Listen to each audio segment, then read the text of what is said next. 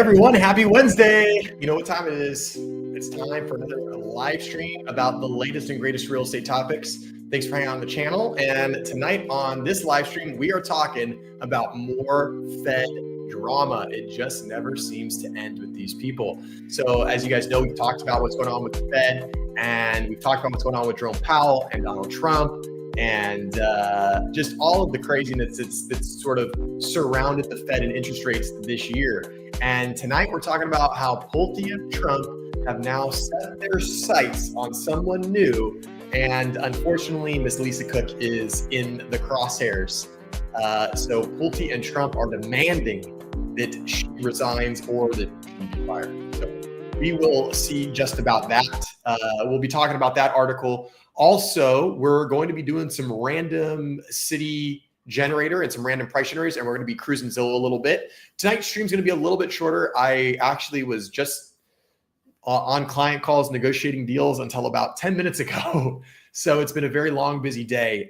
So tonight's stream is going to be a little bit shorter. I wanted to try to find one or two more articles, but I just didn't have enough time. So as always, the comments are open. The chat is open. Love hearing from you guys. If you guys have any thoughts about the articles that we're talking about, or maybe you have questions about real estate and you don't want to throw them into ChatGPT or Google and you want to ask a real live real estate professional, well, here's your opportunity.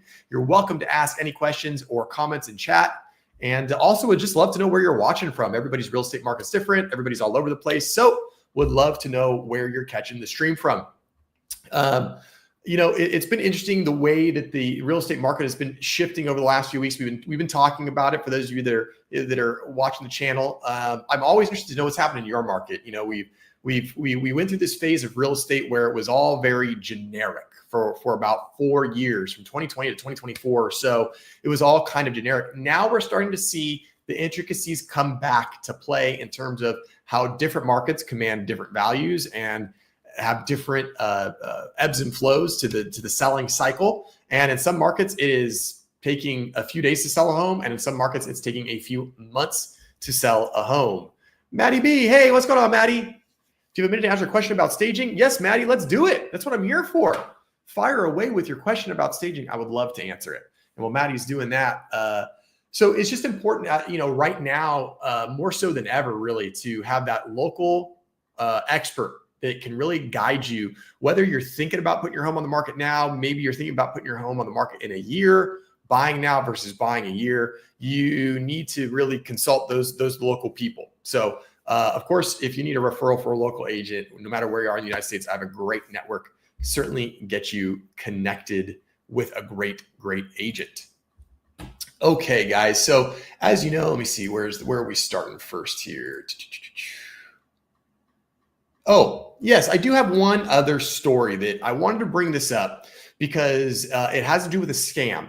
And last time we talked about scams, we talked about wire fraud scams, which is really popular. And that seemed to, be helpful for you guys. So we're going to be talking, I have an article here that's talking about a deed and mortgage fraud scam that cost a couple in Georgia their home. So we're going to start with that. Then we'll head into the Pulte and Trump versus Lisa Cook thing. Hey, Cackleberry.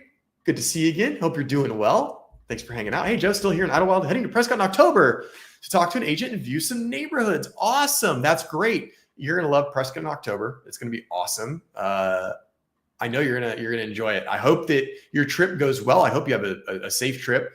October should be a great time. And if you'd like, I'm going to be cruising Zillow here in a little bit. If you want to put your budget in, we can do some window shopping for you for your trip preemptively.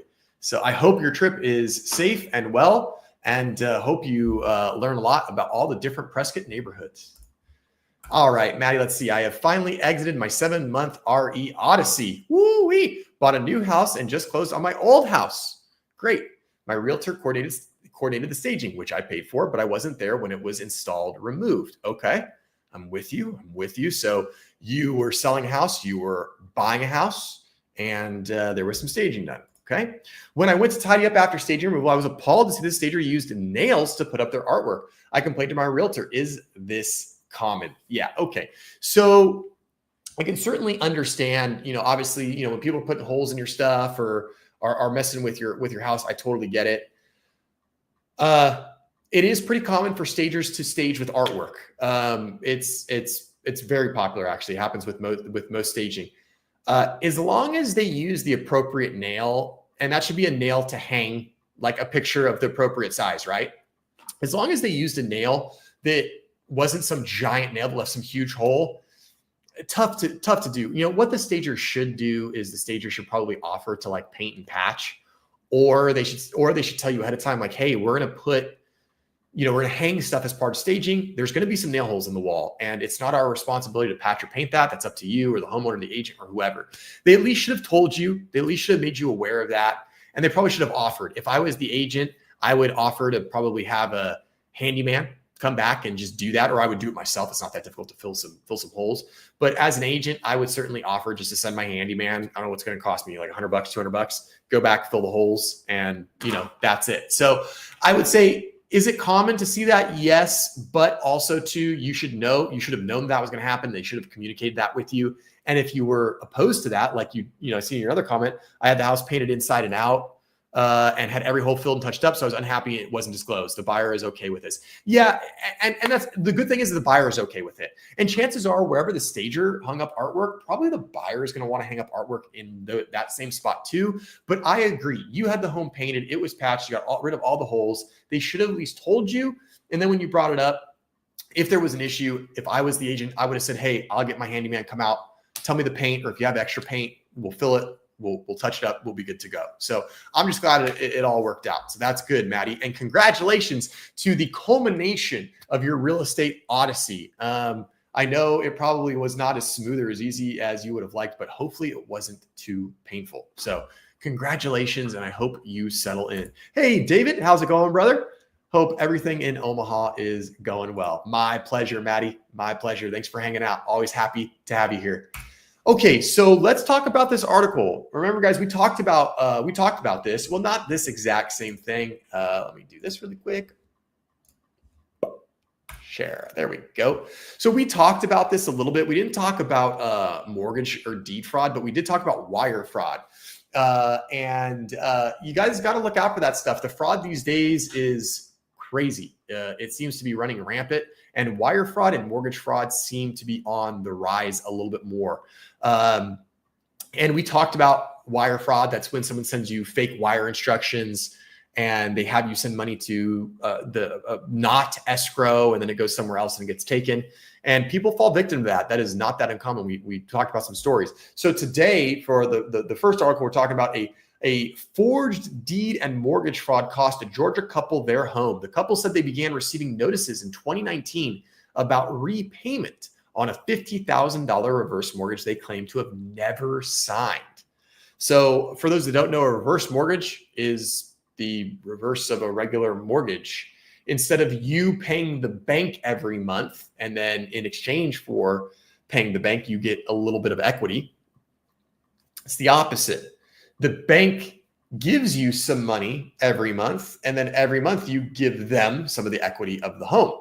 It's very common for older people to do this. Senior citizens, people on fixed income that have owned their home for a long time, that need cash, that it allows them to stay in their home for a while, but then it does allow them to get some cash flow. So if they have medical expenses or need to do maintenance or repairs on the home, they can do that. So not uncommon to see reverse mortgages.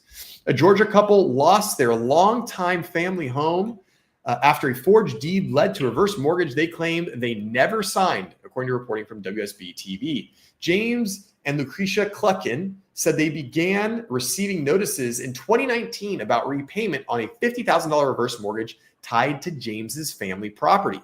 After reviewing the documents, James, who had power of attorney for his late grandmother's estate, discovered his signature had been forged on the warranty deed. So again, we have, a grandmother, she was getting a reverse mortgage to the tune of $50,000. She was probably receiving, $1,000 a month.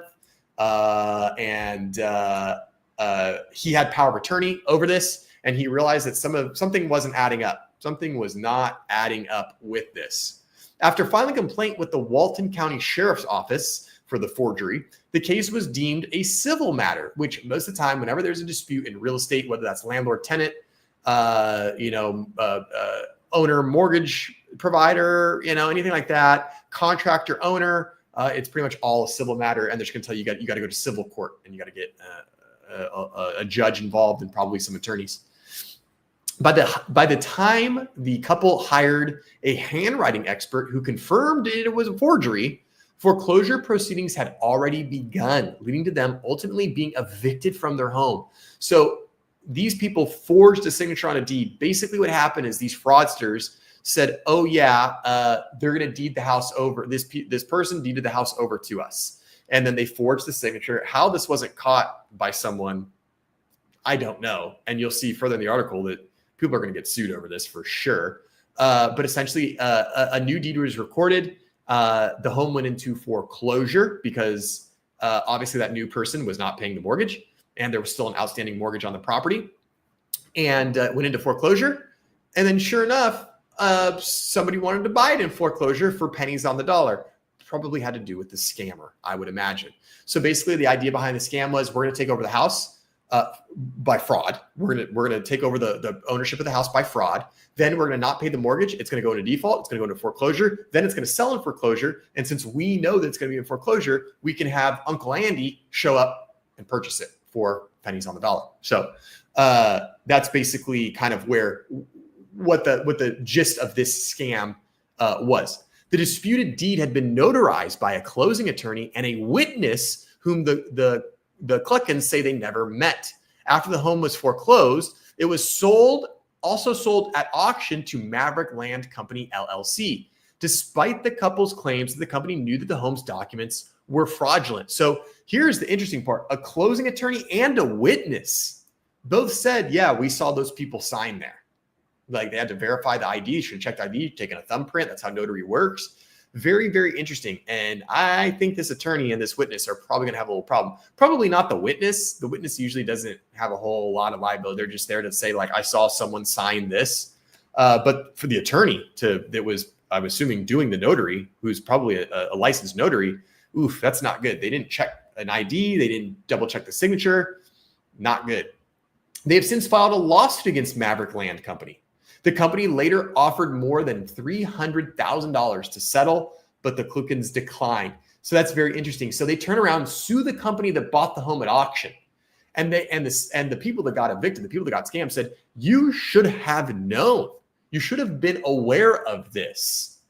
We're suing you. That company turned around and said, no, don't sue us. We'll give you $300,000. That's a ton of money. I mean, that to me sounds like you're sort of admitting guilt without admitting guilt, right? I mean, $300,000. How much was the home worth? They don't say what the market value of the home is, but I mean, it's a home in Georgia that his grandmother owned. It probably wasn't, the biggest, baddest, newest home on the block. $300,000 seems like a lot of money, but they decline. So it's interesting. It's almost like they know, like, if they're willing to just say, hey, here's $300,000, like, don't sue us, like, go away. I think they know that they're in some trouble. Fraud is a pressing concern across real estate transactions. Funding Shield reported that nearly 47% of Q1 2025 closings showed red flags for wire or title fraud, the highest rate on record. That's pretty crazy. Mortgage fraud is up 7.3% year over year, according to Cotality's National Mortgage Application Fraud Risk Index for the first quarter of 2025. As fraud continues to be on the rise, the FBI recently renewed a warning to Americans about an app that could trick victims into losing their entire banking, savings, retirement, or investment accounts. Yikes. Industry experts say lenders, servicers, and consumers can mitigate risk by monitoring county property records, leveraging title protection services, and ensuring loan files are independently reviewed. So you guys, you have to be on the lookout for the fraud out there. Whether you're in the process of buying a home, selling a home, or you just own a home, if you get any suspect notices, don't throw them away. Call the phone number that's on the piece of mail. Go check with your county. Make sure everything with the home is in good standing. What you can also do is, if you have, again, a trusted real estate expert, you can ask your trusted real estate expert to just reach out to the local title representative and just say, hey, is there any red flags on title? Let's pull a preliminary title report. Has anybody opened any new liens? Is there anything that we're aware of that has changed? And typically a real estate agent should be able to do that for you for pretty much no cost, and should be able to happen pretty quickly. So don't be afraid to utilize the professional resources that you have at your fingertips. So the fraud And the scamming is rampant. It's out there, guys. Pay very, very close attention to what's going on whenever you're moving money around or whenever it comes to your home. Make sure that you're not getting the wool pulled over your eyes. Okay, so let's go to the main event, the feature of our stream this evening. And again, for those of you that don't know, we've been talking a little bit about the Fed, Donald Trump, and interest rates. As a quick recap, Donald Trump really, really, really wants lower interest rates. And he wants lower interest rates because he wants to offset the feeling of the tariffs that most likely consumers are going to start to feel within the next month or less. And he also wants interest rates lower because he thinks that it's going to make home buying more affordable. And obviously that was a hot button issue into the 2024 election and for whoever the next president would become, which in this case is Donald Trump.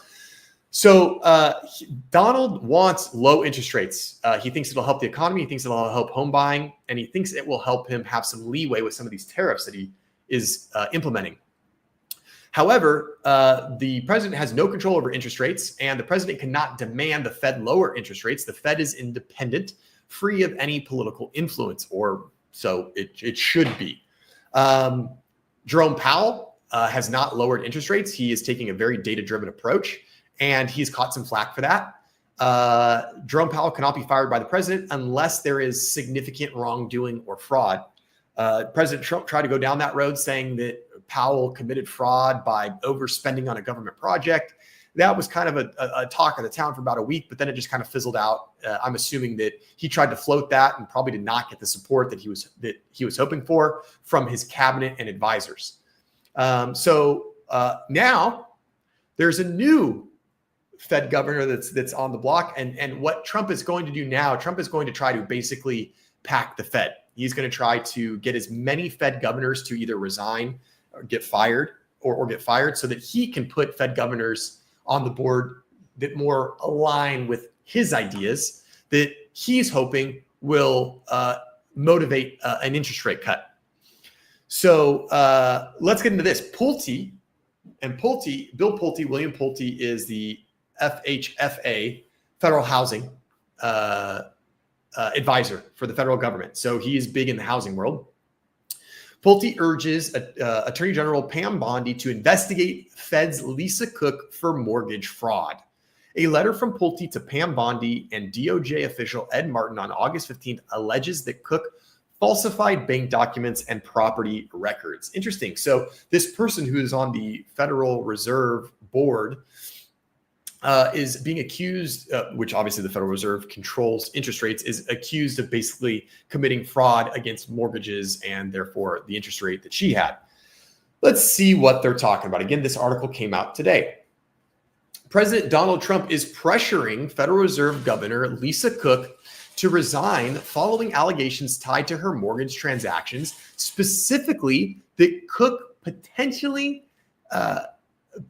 committed mortgage fraud by allegedly misrepresenting occupancy requirements on loans for properties in Michigan and Georgia. Okay, so we've got some allegations that she falsified some things, misrepresented some things, and broke some rules for some loan requirements for some properties in Michigan and Georgia. They call for Cook to resign. The call for Cook to resign comes.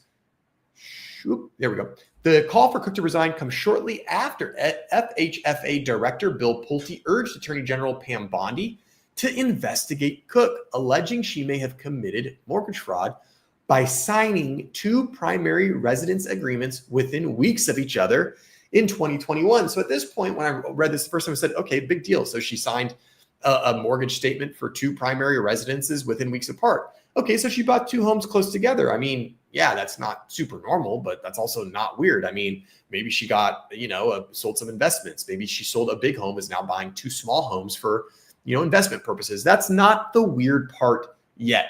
And at this point, I'm thinking to myself, these allegations are kind of not legitimate at this point, but let's continue further.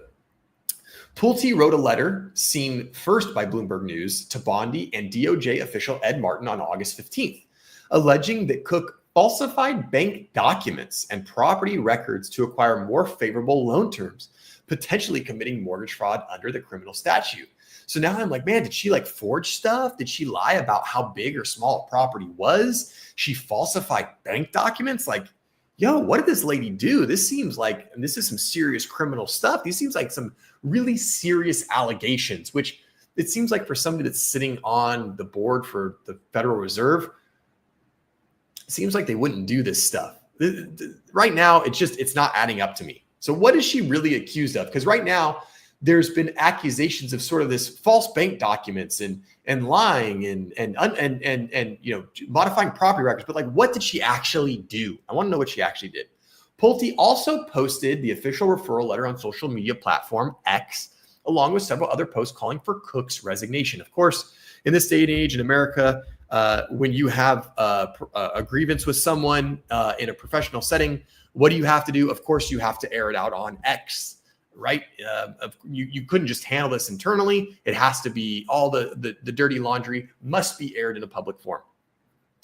The letter claims that on June 18th, 2021, Cook obtained a $203,000 15-year mortgage from the University of Michigan Credit Union for a property in Ann Arbor. So far, this is not really that weird.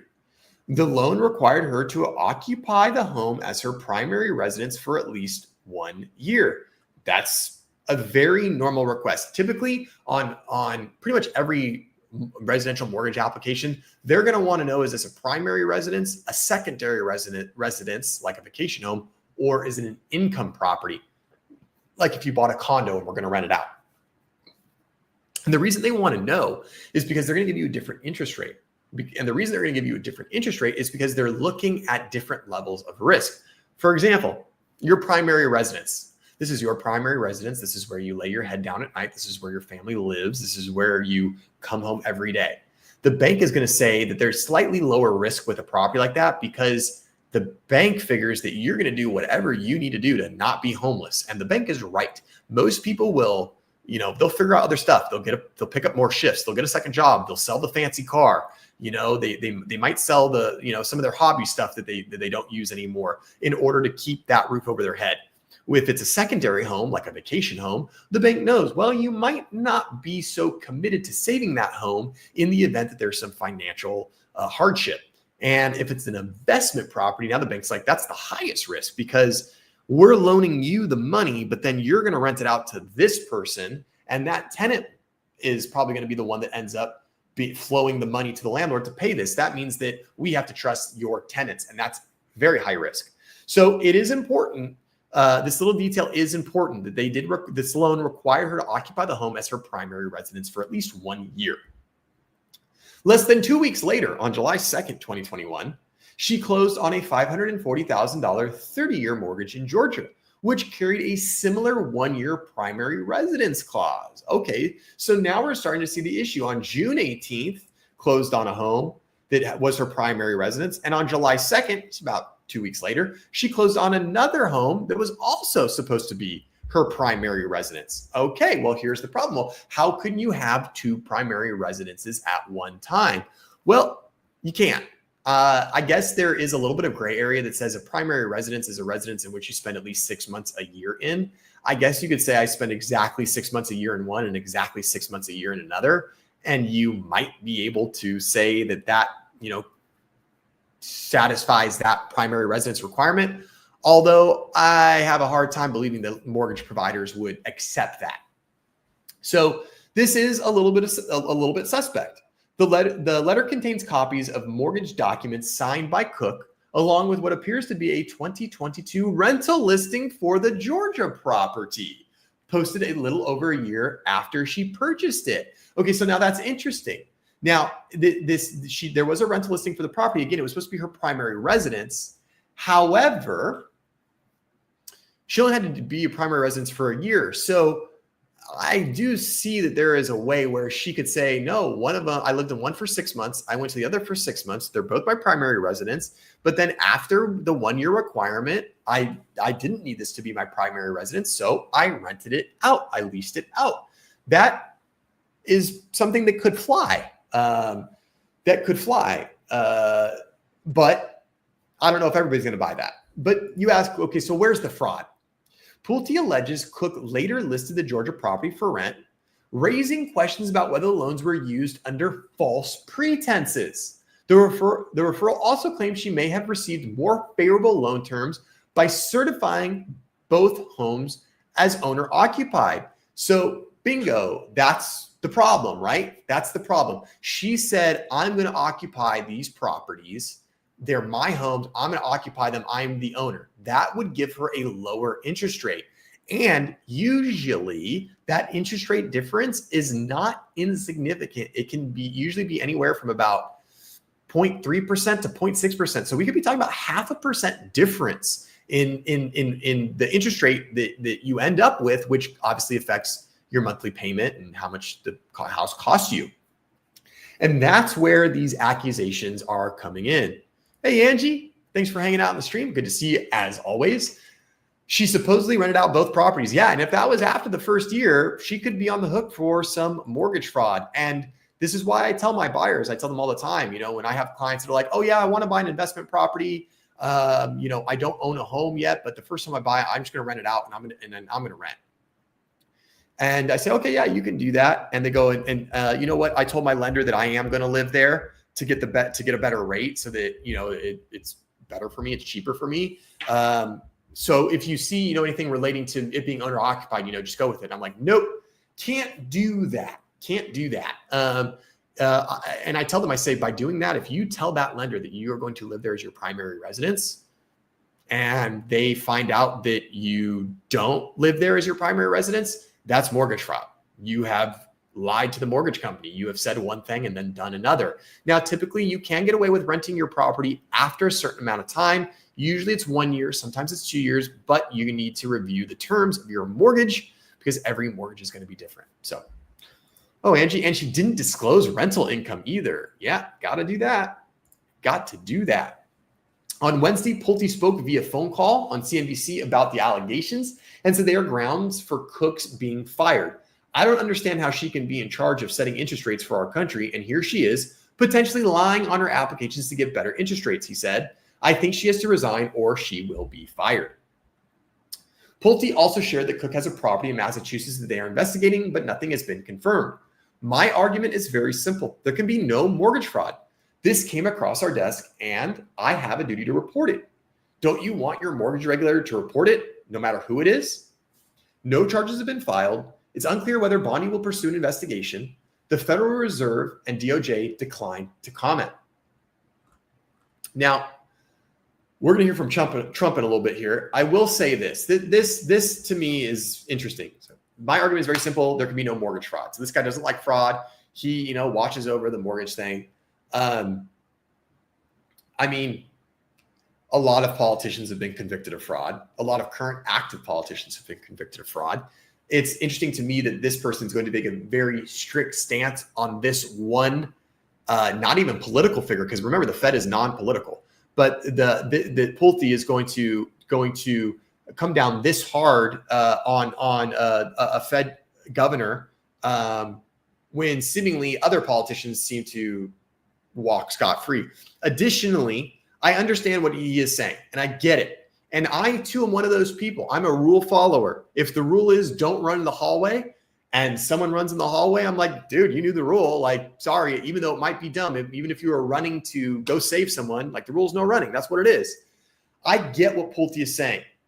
However, let me tell you, if she did indeed say these homes were going to be her primary residence, and if she did indeed immediately rent them out, she is not the first person, nor will she be the last person to do this. This is not uncommon. Doesn't make it right, doesn't make it okay, but this is not uncommon. Additionally, on top of that, we're talking about some pretty small outstanding loan balances. One of them was 200,000.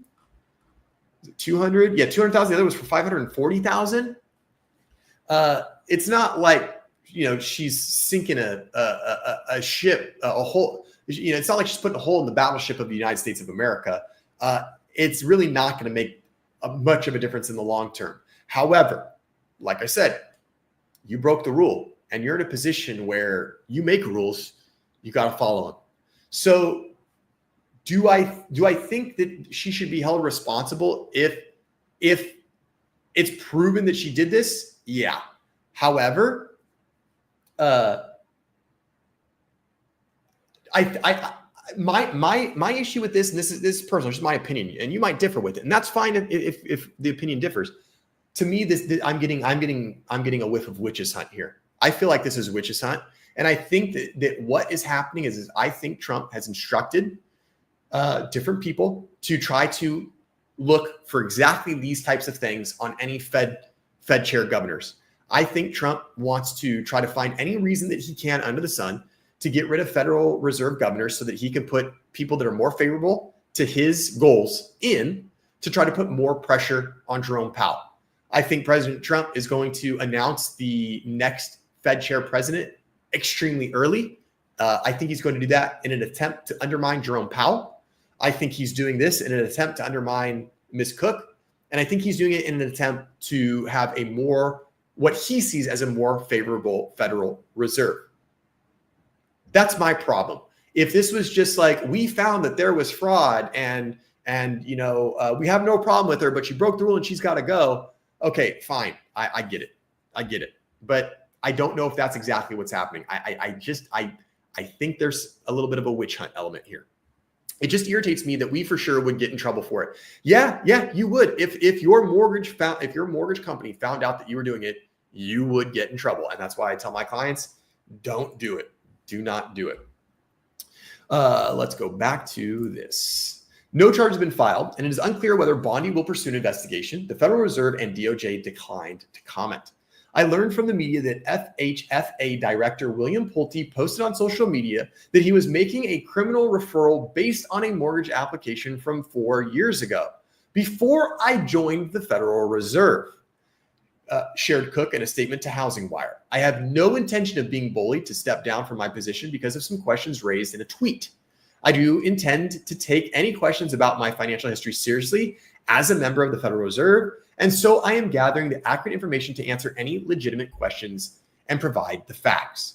If Cook were to resign, Trump would gain another opportunity to appoint a Fed governor, a move that could influence monetary policy at a time when he's urging the central bank to aggressively cut interest rates. I think this sentence is very important and very poignant. The Trump administration has previously raised mortgage fraud allegations against other prominent Democrats, including California Senator Adam Schiff and New York Attorney General Letitia James, both of whom are political adversaries. That's what I don't like. I don't like that these people are being hunted and getting in trouble because they are on a different side of a political spectrum. I don't necessarily agree with the policies of some of these people. I just think that people should be held responsible for breaking the rules because they broke the rules. I don't think people should be held responsible for breaking rules because someone doesn't like them. That's very hypocritical. It's like, we're going to enforce the rules for you, Angie. We're going to enforce the rules for you, Angie. If you commit mortgage fraud, we're going to ring you up for it. But if these people commit it, not a big deal. And this is kind of what it feels like to me. And that's, I think, why I don't like it. So it'll be interesting to see where this goes. Again, Fed's kind of crusade on the, Trump's crusade on the Fed and mortgage interest rates. Obviously, it's going to continue. And we'll just have to see where it goes. It'll also be interesting to see what happens with tariffs as we get into the second half of this year, when a lot of economic pundits and financial gurus are kind of saying, yeah, this is when we're going to start to feel the tariff impact, which we'll see if we actually do. So it'll all be very interesting to see how it shakes out. All right, guys, I am at just crossed the 35-minute mark. I told you it's going to be a short stream today, a little bit short. I didn't have a chance to prepare as much as I want, but I do appreciate you guys hanging out. What we're going to do is we are going to do a random city generator. We're going to cruise Zillow really quick.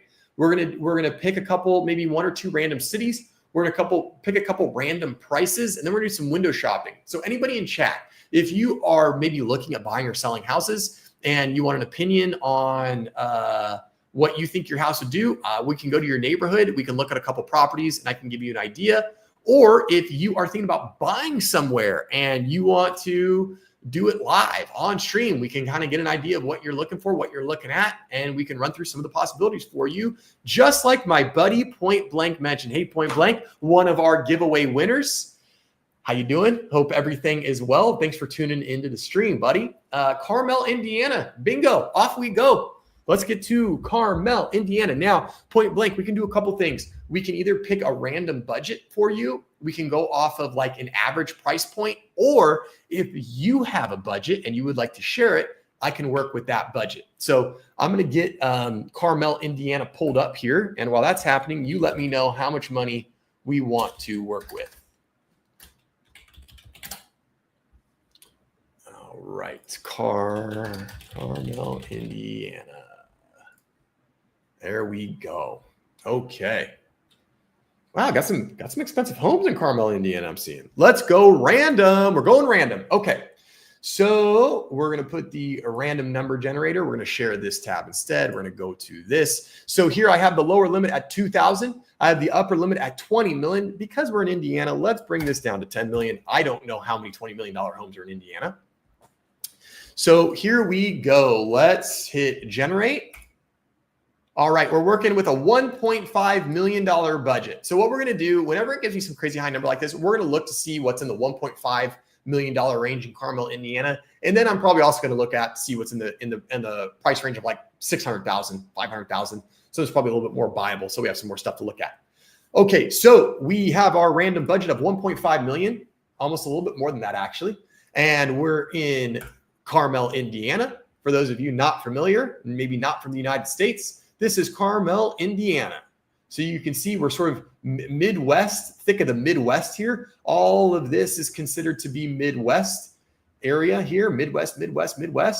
And you can see the nearest major city is Indianapolis. So just outside of Indianapolis, I wonder if they would consider this to be a suburb of Indy. I see it's outside the 465 loop, so maybe it's not. But obviously, nearest biggest city is Indianapolis. Not too far from Cincinnati, also not too far away from Chicago. Oh, we got Fort Wayne as well and Louisville down here. That's a good location, centrally located to a lot of major cities. Okay, so it is a suburb of Indy. Okay, good to know. All right, so let's dive in. So for price, what we're going to do is this. We're going to do, let's do 1.25 to 1.5. That's a nice, healthy budget. Let's see what we got. Okay. So we've got 1, 2, 3, 4, 5, 6 homes to take a look at. And Point Blank is telling me this is Hamilton County, one of my favorite counties in Indianapolis. Let's see, what do we got? Okay, what do we like? So these are the homes we're looking at. You guys know I'm into like any type of home that's got some cool features, like if they're on a lake. See, like this calls to me. I don't know. These are probably not lakes, but let's check out this guy right here. 1.299. So this is what 1.3 million will get you in Carmel, Indiana. 12823 Bird Cage Walk, Carmel, Indiana. And boy, if this isn't like a very like Midwest Carmel, Indiana style house, I don't know what is. Very colonial style. Has the big porch out front, the columns, nice brick chimney. I mean, this is like as American as it gets. 4 bedrooms, 5 bathrooms. 5,100 square feet of living space. Woo! She's a big one. It's got 10,000 square foot of lot size, built in 2013 with an HOA of $204 per month.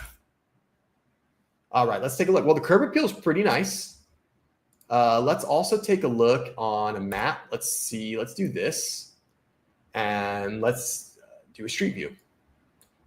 Oh, it's a very pleasant neighborhood. That's very pleasant. Okay, so it looks like we might have some interesting. All right, so just what I'm noticing. None of this is bad. I don't think any of this is bad, but I'm just gonna tell you what I notice about this property that I would tell a buyer. So first and foremost, it looks like we have like townhomes or condos over here, and which is fine. That's not a problem. But I would tell my client, as you can see, one of these is for rent right now in this photo. Townhomes, condos are much likely to go up for rent. They're much more likely to be investor properties. So we're much more likely to see non-owner occupied people in these properties. Is that a bad thing? No, it's not a bad thing. It's just something to be aware of, that typically neighborhoods that have higher renters tend to not have quite the same community or neighborhood feel. Sometimes values are lower. Sometimes noise and nuisance is higher.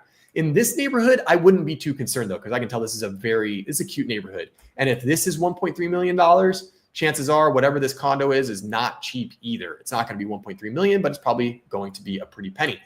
So I wouldn't really be too concerned about that. One thing I noticed with this particular house is, boy, there's no front yard. I mean, it's like right up on the street. Your front step is like on the sidewalk. So, I mean, this looks like a pleasant part of town, but it would be nice just to have a little bit of a buffer zone. I mean, even these two other homes, right? Like even both of these are set back further a little ways. Ooh, this looks like a nice home right there. That thing looks really nice. Yeah, this is a nice neighborhood. So that's one thing I'd say about that. We're really, really close to the street, but it's a small street. It's a really small street. And you've got some condos or townhomes over here. The other thing that I'd mention too is it looks like, let's see, I want to know what this is. I'm not sure what this is. I don't think this is a house. It could be, but I want to know if this is, oh, maybe it's more like townhomes or condos. Yeah, it is. It's more residential. And then let's see, over here, we have some type of, it looks like more type of like shops, restaurants, something. Okay, so you are kind of close to maybe a little bit more like commercial industrial area, but it's cute, it's quaint, it's nice. And does not look like a busy street at all. So that's good. This looks like a pretty minor street, 20 mile an hour speed limit. So that's pretty straightforward. Other thing I want to do is this. All right. So yeah, okay. So we got a couple like lakes nearby. That's probably included in the HOA. I'm going to go out on a wild limb and say all of this is going to be within this HOA. And wow, this is a freaking huge community. Wow. I wonder if all these are same HOA. I mean, all the streets look so similar. Wow. This is huge. Interesting. It's just interesting to see all the streets and all the little lots and all their little spots. Very interesting. So cool part, we have some water features here. We've got some stuff. Interesting neighborhood. It's very like movie set. Like it's very idealistic. Like it's like, it's very like the hedges and the lawns. It's kind of a little scary. I'm kind of getting the heebie-jeebies. It's a little too perfect. Like it's something out of like a thriller or something. It looks really nice. Some big homes. Wow. But we're not on a busy street. That's cool. It looks like we are on the outskirts of this HOA. And we do have an alleyway with, it looks like garage and driveway in the back. So not off the front. So a little kind of interesting that, you're looking out at some of these smaller other homes. Just kind of an interesting area. All right, let's take a look at the house. Let's take a look at the house. All right. Beautifully detailed home in the heart of the village of West Clay. Pristine, elegant, finished with a high level of integrity and care. Spacious and inviting, porch radiates warmth and coziness, inside a modern floor plan, hardwood floors, ceiling treatments, cove lighting, custom woodwork, 7-foot doors, custom wood shutters, dining, handsome colored drawings, library, blah, blah, blah. Kitchen is truly a chef's top line appliances, thermidor. That's good. Okay, so it seems pretty nice. Low equipped for entertaining. All right, let's take a look. Nice curb appeal. Oh yeah, perfect for decorating for Christmas. You got that right. Absolutely. Nice. Very nice. Very charming.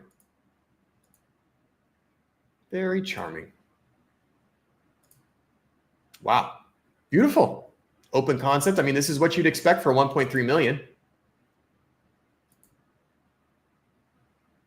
Yeah, very nice. Interesting crown molding.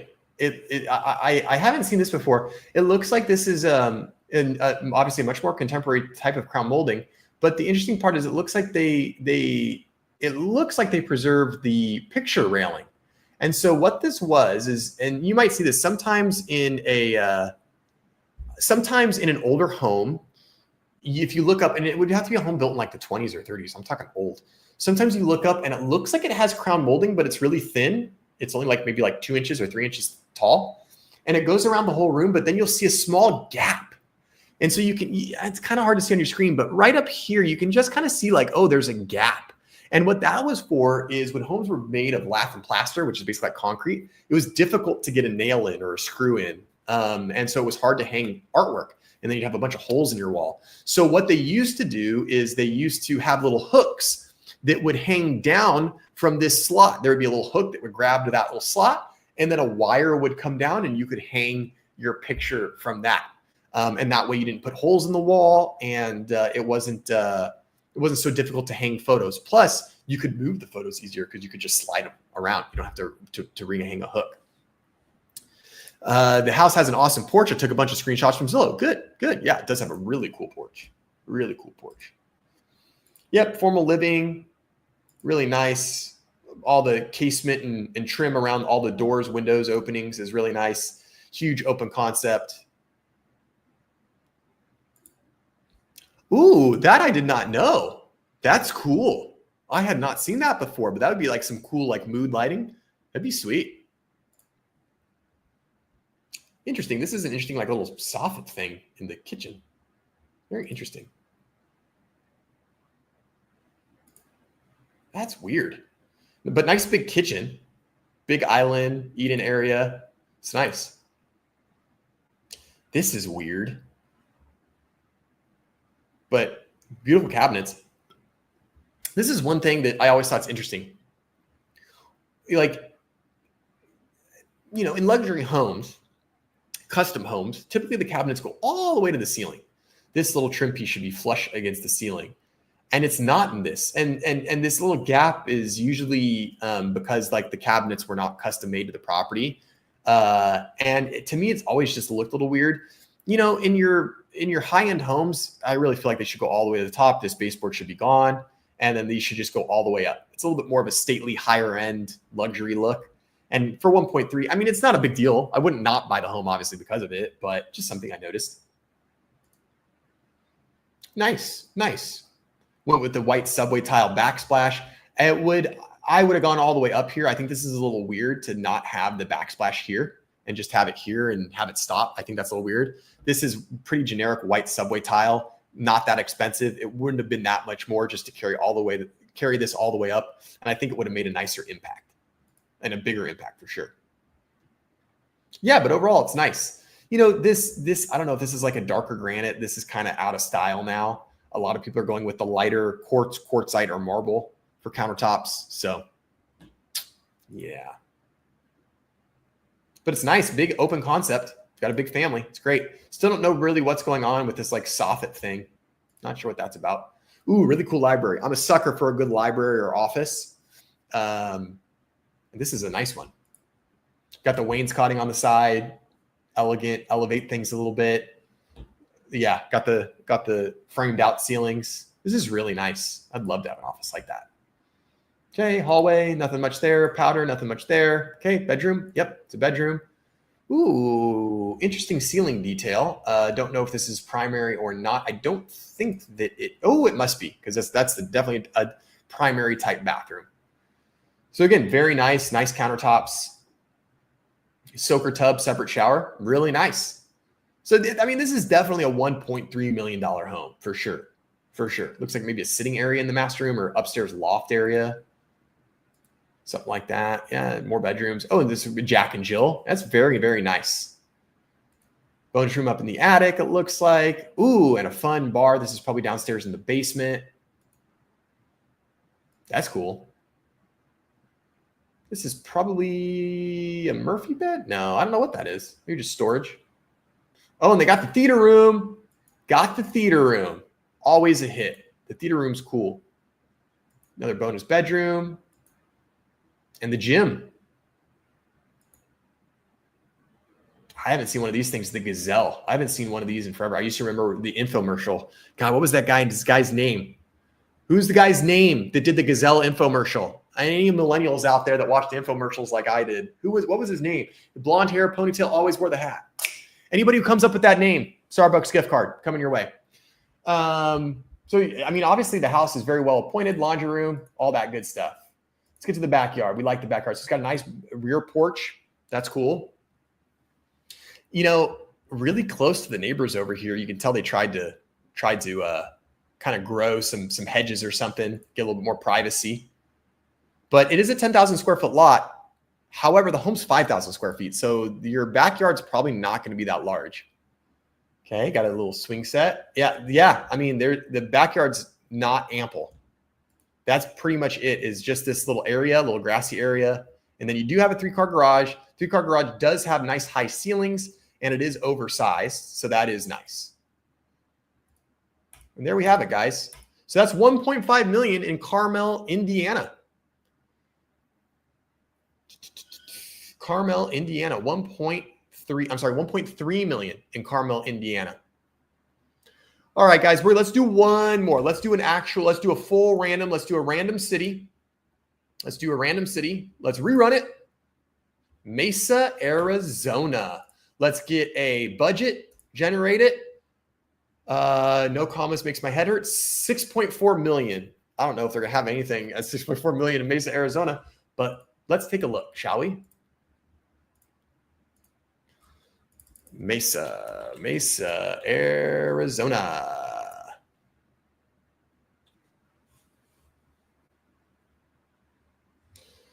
All right.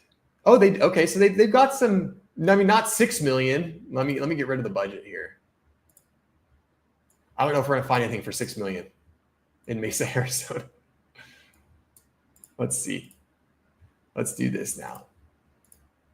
Minimum. Let's do minimum of 5 mil. Anything? There's one $10 million home in Mesa, Arizona. Well, let's take a look, shall we? We're window shopping anyway. Let's see what $10 million in Mesa, Arizona gets you. It doesn't look like this home is built yet. Cool construction photo, though. That's kind of cool. See the home come together with all the different areas and all that stuff. That's kind of neat. So this is very clearly a rendering of what it's going to look like, or what could look like. Interesting part is if they did the rendering, why wouldn't they make it a nice blue sky day? Like, why does it look like it's kind of like stormy and rainy? It's kind of interesting. So again, all rendering here. I mean, obviously this is going to be a super cool contemporary masterpiece. So let's see, what do we got? We're going to have room for 6 cars here, another 2 cars over here.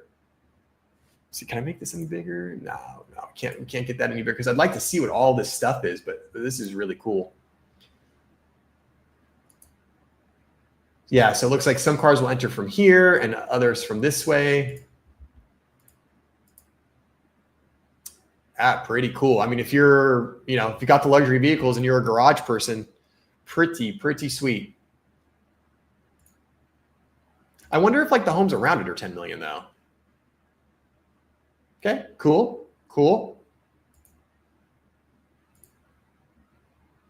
Oh, is this pool? What is this? Oh yeah, that's cool. Which of course, Mesa. Yeah, so it's got like one of these infinity like glass edge pools, pretty sweet. Big outdoor barbecue, all this stuff. I mean, it's a nice house. It's 10 million. Should be nice. That's pretty cool. Sometimes when there's like this many recessed lights, like I understand, like you've got a big space, but it kind of looks like they just like poked holes in the ceiling. Yeah, that's a really good point. That's a good point. Let's go back. Where's the one photo? Yeah, see, for all that money, you make a great point, because it's like, I mean, I'm sure the pool stuff is probably going to go all right here. I would imagine this is where the pool is going to be. And the outdoor barbecue will probably be like right there, I'm assuming. But you're right, Angie, for that. It's like, yikes. You don't have that much room between, it's not like you have an acre or anything. We'll check the lot size in a minute.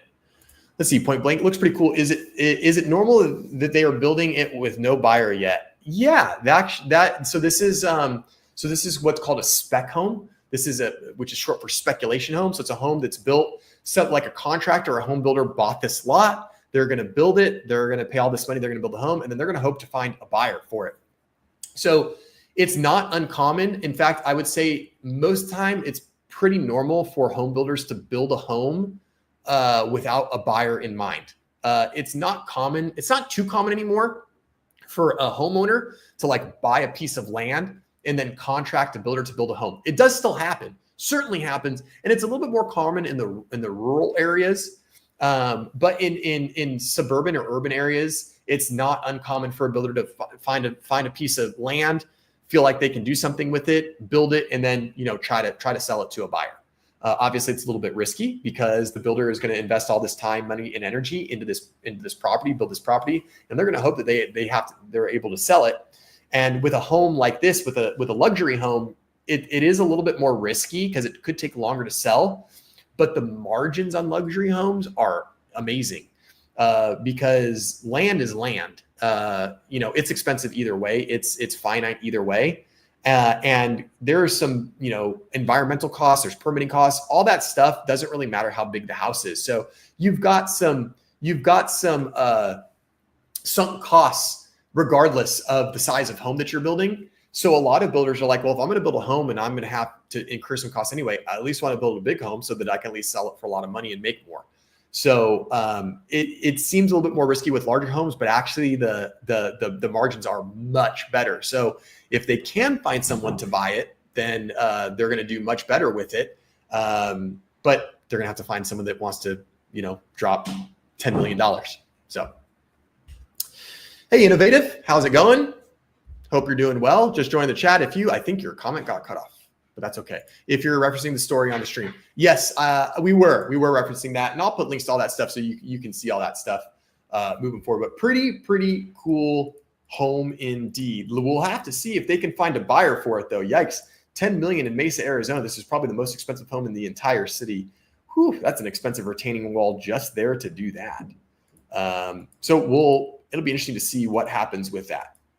Mesa, Arizona, $10 million. $10 million, guys. So, and lastly, you guys know the drill. If you guys are looking to buy a home and you need a trusted real estate agent and you don't want to just go hit the yellow pages, you don't want to just hit Google, and you want to be connected with an agent that actually is good, what we call a 20% agent, you can go to workwithjoerealtor.com, my website, and you can take a look at this information. Click on any of these buttons that are here, and you can fill out a form. I'll learn a little bit more about what you're looking for, whether you're buying or what your property is like if you're selling, and I will do the research for you. I will do the interviewing for you, and I will find you a top-tier real estate agent that's going to do a good job. It's going to be able to help you through the process and isn't an idiot. And I think we all want to avoid the idiots out there. So workwithjoerealtor.com in the chat. Go visit the website, send me an email, send me a DM, and get you hooked up with a great real estate agent. All righty, guys, we're coming up on an hour. Thanks so much for hanging out. I appreciate you all very much. I know your time is very valuable, and I appreciate you giving me some of your time on this beautiful Wednesday evening. As always, guys, I appreciate you. Hope you enjoyed the stream. If you haven't hit the like button, hit that like button. It's right down here somewhere. Really helps the stream out, helps get it to some more people, helps expose me to more people. It doesn't cost anything. And if you are watching and you're not a subscriber, please go ahead and hit that subscribe button. I do notice and appreciate every single subscriber that subscribes to the channel. It does help me out quite a bit. All right, guys, I hope you enjoy the rest of your week. Go out, conquer, go forth, be good people, be kind, be nice, do something nice for someone. And I will see you all here next week. See you guys. Have a good one.